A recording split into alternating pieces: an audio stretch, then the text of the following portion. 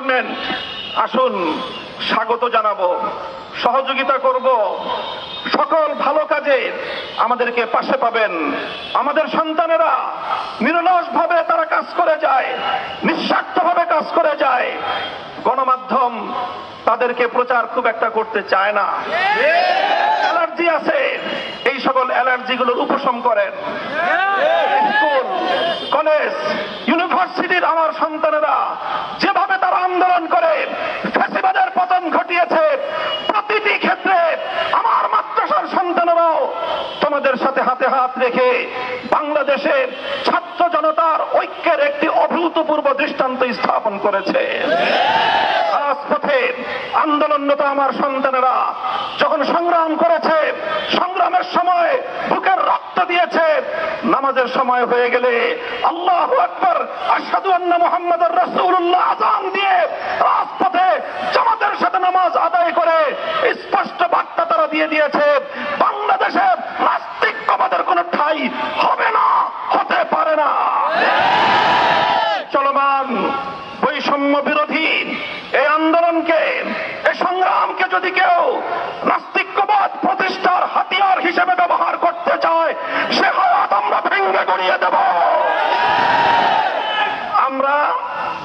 আমরা সবসময় শান্তিপ্রিয়, কিন্তু আমাদের ধর্মের ব্যাপারে, আল্লাহর পয়গম্বরের ইজ্জতের ব্যাপারে, আল্লাহর কোরআনের সম্মানের ব্যাপারে, ইসলাম ধর্মের গৌরব মর্যাদা রক্ষার ব্যাপারে আমরা আপোষহীন। কাউকে ছাড় দেওয়া হবে না। শান্তিপ্রিয় একটি সাম্প্রদায়িক সম্প্রীতির অনন্য দৃষ্টান্ত স্থাপন করে নতুন বাংলাদেশ এগিয়ে যাবে। কাদিয়ানীদেরকে মুসলমান পরিচয় দিয়ে যদি এদেশের মানুষকে গেলাবার, এদেশে মুসলিম হিসেবে তাদেরকে প্রতিষ্ঠিত করবার কোন এজেন্ডা নিয়ে পশ্চিমা বিশ্বের কোন প্রতিনিধি যদি বাংলাদেশে কোন ঘৃণ্য নীল নকশা বাস্তবায়ন করার চেষ্টা করে, রক্তের মাধ্যমে সেই ষড়যন্ত্র আমরা প্রতিরোধ করবো ইনশাআল্লাহ।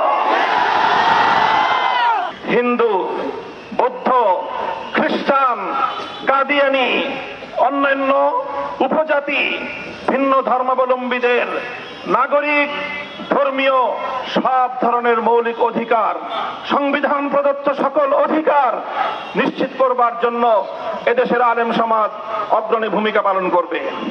হেফাজতে ইসলামের পক্ষ থেকে সারা দেশের আলেম সমাজ, ইমাম সমাজ, মসজিদের লক্ষ কোটি মুসল্লিয়ানে কেরাম এবং ধর্মপ্রাণ মুসলমান ভাইদের প্রতি আমি আবারও দৃষ্টি আকর্ষণ করে উদাত্ত আহ্বান জানাই, আপনারা আপনাদের চলমান ভূমিকা অব্যাহতভাবে পালন করে যাবেন।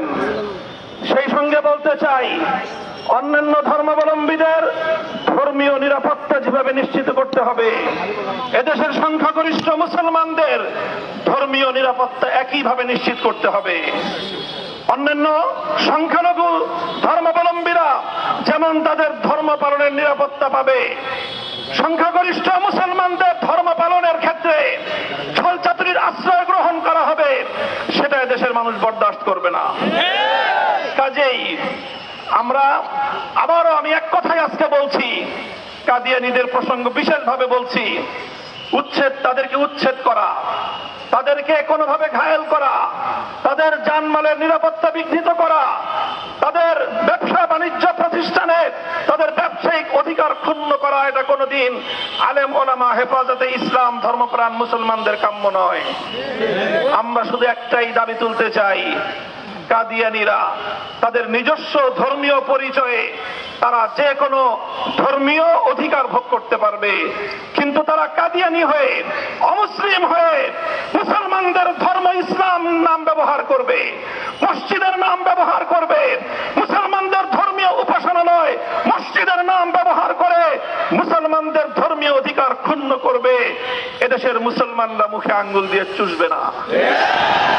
দলমত নির্বিশেষে সকল নিরপরাধ মানুষের সব ধরনের নিরাপত্তা বিধানে আমাদের নেতা কর্মী দেশবাসীকে আমি দায়িত্বশীল ভূমিকা পালন করার জন্য উদাত্ত আহ্বান জানাচ্ছি। বিশেষভাবে সংখ্যালঘু সম্প্রদায়ের সকল মৌলিক অধিকার সংরক্ষণ করবার জন্য এদেশের আলেম সমাজকে আমরা প্রথম দিন থেকে আহ্বান জানিয়েছি। হেফাজতে ইসলামের নেতাকর্মীদেরকে তাদের পাশে দাঁড়াবার জন্য উদাত্ত আহ্বান জানিয়েছি। দেশবাসীকে আমরা ডাক দিয়েছি। আমাদের ডাকে এদেশের মানুষ অভূতপূর্ব সাড়া দিয়েছে। বিশ্ব গণমাধ্যমে বাংলাদেশের আলেম সমাজ, ইসলাম প্রিয় জনতার সাম্প্রদায়িক সম্প্রীতি প্রতিষ্ঠার ক্ষেত্রে বর্তমান সময়ের ভূমিকা সারা পৃথিবী জুড়ে বিশ্ব মিডিয়ায় প্রশংসিত হয়েছে।